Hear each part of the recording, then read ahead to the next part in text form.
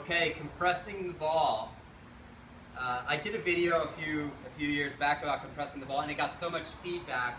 It was really cool, a lot of great comments, but I think probably it was more of a discussion than it was an instructional video. So I just want to break this down very simply. Compressing the ball, namely, when we talk about compressing the ball, we're talking about this golf ball squeezing or compressing. It actually deforms or it squeezes together. So that compression can come with any number of movements, as long as those movements are efficient and they create a lot of force.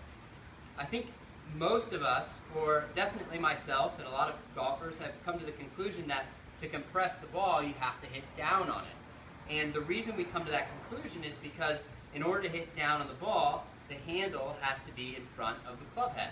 So we look at it and we say, okay, I've got to compress the ball, I've got to get the handle in front of the club head.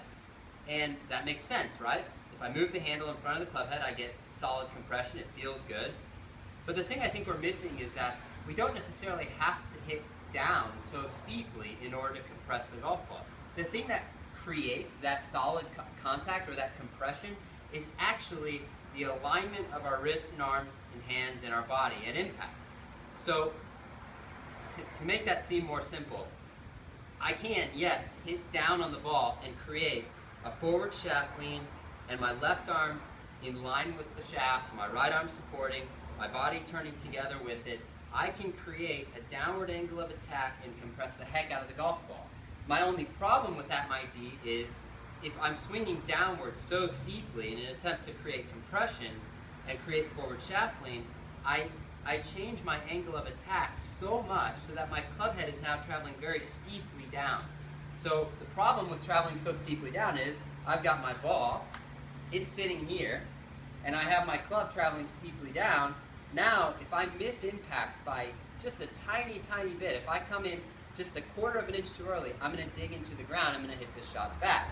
Just like if I come in a little late, or if I come in and hit just kind of the top half of the ball on my way in, I'm going to hit it thin.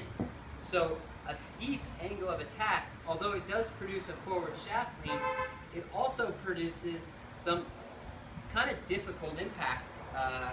It makes it harder to hit it solid at impact. So how do I get a forward shaft lean and not have such a steep angle of attack? I think the easiest way to talk about it is to look at a 5-iron. So my 5-iron is built with 26 degrees of loft, but my launch angle for my 5-iron is 13 degrees, so it's about half. That means that at impact, my club has considerably less loft than it had just sitting here if it were just sitting here at address. So when I come into impact, I know that my handle is forward.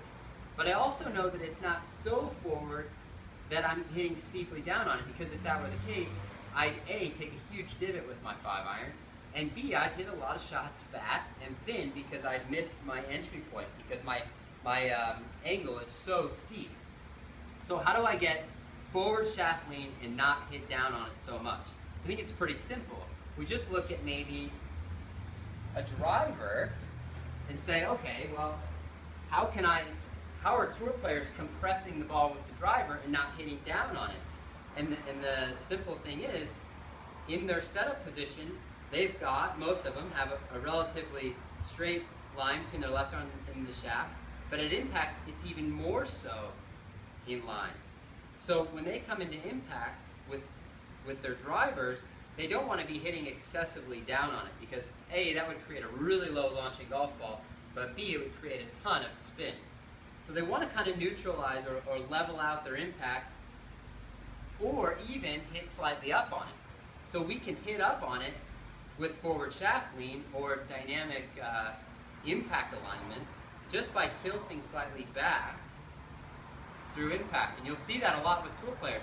Coming into impact, you'll actually see they will tilt their head away from the target, and all that does is it just changes the angle of attack and makes it less downward and more level to possibly up.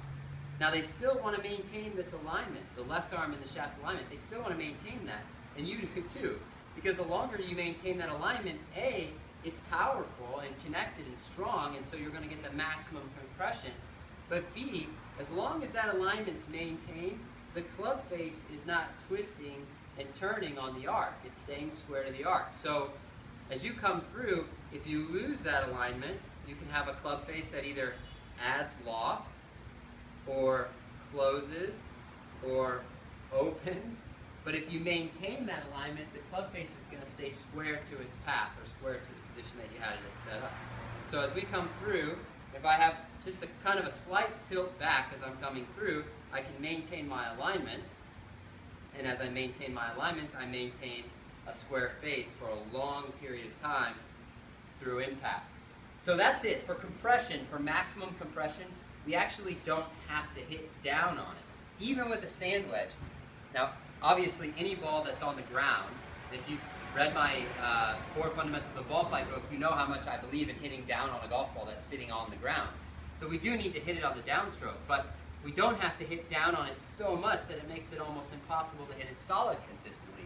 We just need a slight angle, a slight downward angle of attack with every club in the bag that when the ball's on the ground. So I can get that angle of attack, my hands are slightly forward, and I can swing through, and I can get a forward divot without hitting excessively down on the ball. So I'm going to shallow out my swing so that I don't create a ridiculous amount of spin, and I'm still going to maintain those correct or powerful or solid impact alignments.